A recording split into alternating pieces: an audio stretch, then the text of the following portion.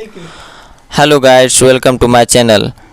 आज मैं संस्कृत पंचम पाठ 8वीं क्लास का चैप्टर का नाम है सामाजिक कार्यक्रम का हिंदी बताऊंगा। तो इस पाठ में जो है समाज का क्या कर्तव्य होता है उसके बारे में दर्शाया गया है।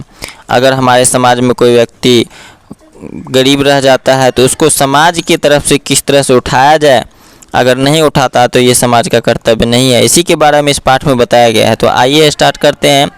सबसे पहले संस्कृत है, तो संस्कृत मैं नहीं बोलूँगा क्योंकि इससे बहुत लंबा वीडियो बन जाता है। इसका हिंदी अर्थ मैं बताते जाऊंगा और आप लोग ध्यान से देखते जाएंगे और सुनते जाएंगे। अगर आप लोग मेरे चैनल को अभी तक सब्सक्राइब नहीं किया तो चैनल को सब्सक्राइब कर लें और कमेंट में बताएं कि क्या संस्कृत बोल के हिंदी बताऊं या ऐसे ही सही है। हिंदी अगर आप लोग जान लेते हैं तो आप लोगों को ऑब्जेक्टिव बनाने में बहुत ही आसानी होगी। तो आइए सुनते हैं। पहला है विज्ञानस्य विकासेन से। तो इसका हिंदी अर्थ है विज्ञान विकास से आज यद्यपि लोग अनेक प्रकार की सुविधा प्राप्त करते हैं किंतु मनुष्यों में सामाजिक संबंध धीरे धीरे घट गया है। अभी देखा जाता है कि सामाजिक संबंध सही ही घट गया हुआ है। तो अपने घर में ही लोग अनेक प्रकार के वैज्ञानिक उपकरणों का प्रयोग करते हैं और दूसरे जिसके पास नहीं है उसको नीच मानते हैं। सिर्फ वैज्ञानिक उपकरण होता है, इसी में ऊंच नीच का भाव चालू हो जाता है। इन्हीं उपकरणों के अभाव से जो है परिवार में कई सदस्य इसी सब को लेके आता है। कई उपकरण जो है ये लेके आता है तो वह अपने को उपकरण वाला मानता है। धीरे धीरे मानव के अकेलापन के कारण स्वार्थवाद का जन्म हुआ। इस समय मनुष्य अपने हित को ही सबसे ऊपर मानता है किंतु समाज के सदस्य के रूप में सबका कर्तव्य है कि हर व्यक्ति के हित और अहित के बारे में विचार करें। कोई विपत्ति में है, कोई दुर्घटनाग्रस्त है, कहीं बाढ़ से किसी गांव का विनाश हो गया है, कहीं निर्धन अपने परिवार का भरण पोषण करने में लाचार है, कहीं वृद्धजन उपेक्षा के शिकार हैं, कभी किसी का घर आग में जल गया है, कहीं यातायात के मार्ग बंद हैं, कहीं रास्ते में पेड़ गिरा हुआ है, कहीं माँ बाप के बच्चे दुर्बल हैं और महिलाएं सहयोग चाहती हैं। इसी प्रकार समाज में अनेक प्रकार की समस्याएं ध्यान देने योग्य है किंतु क्या होता है समाज में ये सब चीज़ को देखा नहीं जाता है, इग्नोर कर दिया जाता है। तो समाज का ये कर्तव्य इस पुस्तक के अनुसार, इस चैप्टर के अनुसार नहीं है। क्या कर्तव्य है उसी के बारे में बता रहा है, आगे सुनते हैं। फिर कह रहा है एता स्वार्थवादेन न समाधेया संति। यहाँ से कह रहा है ये सब स्वार्थवादियों से संभव नहीं है। जो स्वार्थी है, अपना ही सिर्फ भला चाहता है, उससे ये संभव नहीं है। फिर भी उपकारी अथवा कल्याणकारी संस्थाएं मदद को आगे आती हैं। सुख के दिन सब दिन नहीं रहते, किसी को कहीं भी कष्ट आ सकता है। इस समय समाज के सहयोग की जरूरत लोगों को होती है। न कि यह सामाजिक कार्य विपत्ति के समय ही आवश्यक है बल्कि सामाजिक विकास तथा अपने गांव के गौरव बढ़ाने के लिए भी आवश्यक है। जैसे कोई सामाजिक संस्था संपूर्ण गांव की सफाई करे, सड़क के किनारे पेड़ लगाएं, तो कहीं पुस्तकालय, व्यायामशाला और सामुदायिक भवन की स्थापना करवाएं। यदि गांव में राह की व्यवस्था नहीं है तो ग्रामवासीन अपने परिश्रम से मार्ग बनवाएं। इसके लिए कोई भी व्यक्ति आगे बढ़ सकता है। अर्थात समाज के प्रगति के लिए हम में से ही कोई व्यक्ति आगे बढ़ सकता है। किस व्यक्ति को, किस लड़का को क्या चीज़ का ज़रूरत है तो समाज का ये कर्तव्य है कि उसको जो है आगे बढ़ाएं। फिर है संकट काले तू सुतराम। यहाँ से है तो इसका अर्थ है हिंदी, संकट काल में तो सामाजिक कार्य की ही बहुत ज़रूरत होती है। लेकिन कहीं गरीब परिवार के विवाह योग्य लड़के लड़कियां का सामूहिक विवाह भी सार्वजनिक स्थानों पर आयोजित किए जाते हैं। वहाँ विवाह आडंबर रहित सरल तरीके से किया जाता है। इसके अतिरिक्त कोई संस्था गरीब छात्रों को निःशुल्क प्रतियोगिता परीक्षा की तैयारी कराती है। तो अति महत्वपूर्ण कार्य है। यह जो कार्य होता है यह बहुत ही अति महत्वपूर्ण कार्य होता है जो कि बिना शुल्क का कोई संस्था किसी को प्रतियोगिता की तैयारी करा देता है और गरीब छात्रों को जो चीज़ का ज़रूरत होता है वह दे देता है। अगर गरीब माँ बाप हैं, उसको पैसे नहीं है विवाह करने के लिए लड़कियों का, तो उसको पैसा का उपलब्ध करा देता है। हाँ, तो आगे बता रहा है किसी वाहन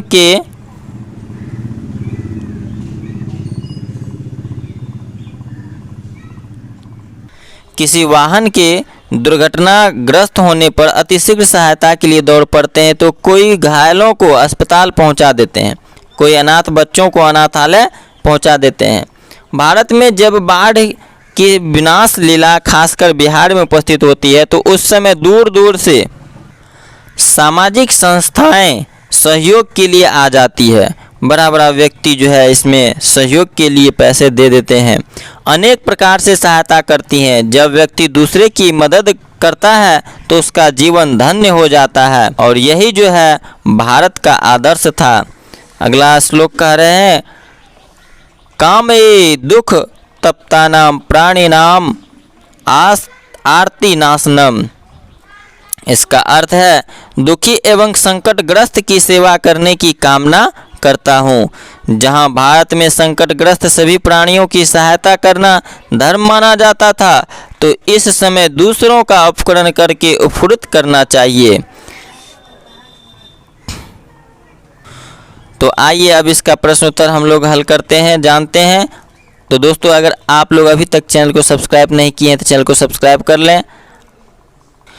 आइए अब पाठ का मौखिक प्रश्न हम लोग हल करते हैं। तो इसमें दिया है निम्नलिखितानाम शब्दानाम अर्थम वदत। आप लोग कॉपी कलम ले लेंगे या तो अर्थ लिख लेंगे या नहीं तो इसे याद कर लेंगे। पहला है अल्पीकृतः, इसका होता है कम होता है। अल्पीकृतः का हिंदी अर्थ है कम होता है, हिंदी अर्थ बोलना है। फिर दूसरा है प्रयुञ्जानः, इसका अर्थ हो जाएगा प्रयोग। फिर है एकाकित्वेन, इसका अर्थ हो जाएगा अकेलापन। फिर है हिता हितम, हित और अहित। क्वचित अर्थात कहीं, प्रत्युत मने फिर भी, सर्वदा हमेशा, सूत्रम मतलब बहुत, विन्यासम मतलब रचना, वर्धते मतलब बढ़ता है, आसीत मतलब था। तो इसका हिंदी अर्थ हम लोग जान लिए। आगे कह रहा है निम्नलिखितानाम पदानाम एक वचन रूपम वदत।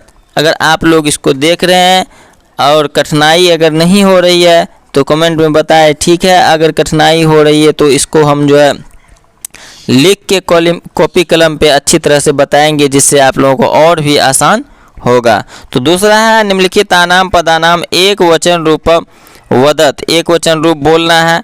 प्राप्यंती का हो जाएगा प्राप्यति, प्रभवंती का हो जाएगा प्रभवती, अभवन का हो जाएगा अभवत, संति का हो जाएगा अस्ति, आसन आसीत, समागच्छन्ति का समागच्छति, कुर्वन्ति का करोति। तो एक वचन रूप बोल दिए जो कि बहुवचन में है। आइए अब तीसरा में है निम्नलिखितानाम पदानाम बहुवचनम वदत, बहुवचन बोलना है।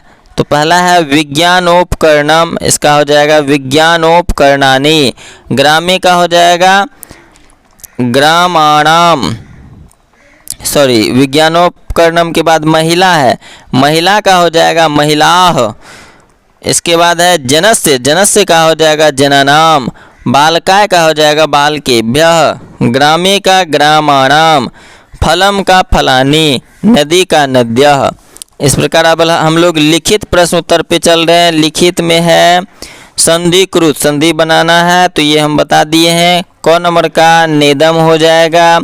ख का हो जाएगा कश्चित, एकाह जोड़ अपि, इसका हो जाएगा एको अपि। घ नंबर का हो जाएगा एक नानी। फिर अंग का हो जाएगा निर्धनः। च का हो जाएगा इत्येवम। फिर है संधि विच्छेदम कुरुत, संधि विच्छेद करना है। आप लोग कॉपी कलम लेके तैयार रहेंगे। तो आइए बताते हैं महिलाश्च का, महिला जोड़ च, तो पहला का जान लिए महिला जोड़ च का महिलाश्च हो जाएगा। दूसरा है कश्चिन मार्गे, कश्चित जोड़ मार्गे। फिर है एकैकस्य, इसका हो जाएगा एक जोड़ एकस्य। यद्यपि का हो जाएगा यदि जोड़ अपि।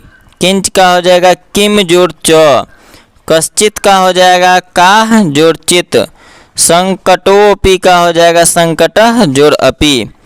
आगे आइए छठा का, वाक्य निर्माणम कुरुत, वाक्य निर्माण करना है तो है असमर्थ, इसका वाक्य हो जाएगा निर्धरः परिवार पालने असमर्थ अस्ति। इदानीम का हो जाएगा इदानीम त्वं कुत्र गच्छसि, संप्रति का हो जाएगा वृद्धा का हो जाएगा संप्रति वृद्धा जना उपेक्षिता सन्ति। फिर आगे है पतति, वृक्षात् पत्रम पतति। फिर गमिष्यामि का हो जाएगा अहम स्वग्रामम गमिष्यामि। वर्तते हिमालयः भारतस्य उत्तर दिशायां वर्तते। अंग का आगे का आसीत का हो जाएगा पुरा एकः कृपणः आसीत। तो आइए दोस्तों सातवां का मंजूषा भरने के लिए है, इसको चुन के भरना है। तो इसका क नंबर में दृश्यते हो जाएगा, ख का गच्छन्ति हो जाएगा, ग का संति हो जाएगा, भरा हुआ है आप लोग देख के लिख भी सकते हैं। घ का हो जाएगा रोहितः, अंग का हो जाएगा नद्यः, च का हो जाएगा जनाः।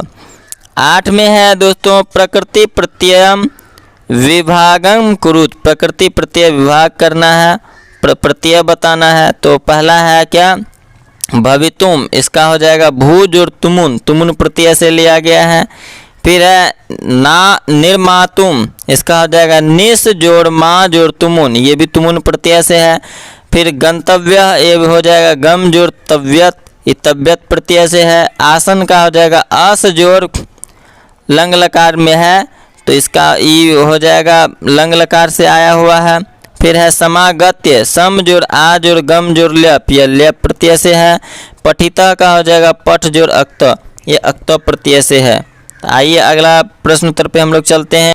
न में सुमेलनम कुरुत, मिलान करना है। तो क का दूसरा हो जाएगा, ख का पांचवा हो जाएगा, ग का पहला हो जाएगा, घ का हो जाएगा तीसरा जो कि संपूर्णम ग्रामम स्वच्छम कुर्यात है, और अंग का हो जाएगा आपको चौथा। चलिए विपरीतार्थक शब्दियों सुमिलन कुरुत, विपरीतार्थक शब्द का मिलन करना है। तो क का हो जाएगा सातवां, ख का हो जाएगा पहला, ग का हो जाएगा छठा, घ का हो जाएगा पांचवा, अंग का हो जाएगा चौथा, च का हो जाएगा तीसरा, छ का हो जाएगा कर्तव्य। तो आइए दोस्तों अगला चलते हैं। उदाहरण अनुसारम अव्यय पदानि चुनुत, अव्यय पद को चुनना है जो इसमें लिखा हुआ है। क नंबर में वैभवी कुत्र गमिष्यति, तो इसमें अव्यय पद जो है कुत्र है। मेरे प्लेलिस्ट में जाके अव्यय पदों का मैं दिया हुआ हूँ, उसको आप लोग जान सकते हैं। अव्यय पद बहुत सारा लिखा हुआ है। ख नंबर में है सांभवी कदा का हो जाएगा इसमें कदा। ग नंबर का अव्यय पद हो जाएगा च, घ का हो जाएगा उच्चय, अंग का हो जाएगा सर्वदा। आइए दोस्तों 12 का चलते हैं। इसमें दिया है क का हो जाएगा सप्तमी बहुवत, जो रेखांकित पद है उसका जो है विभक्ति बताना है, कौन सा विभक्ति है।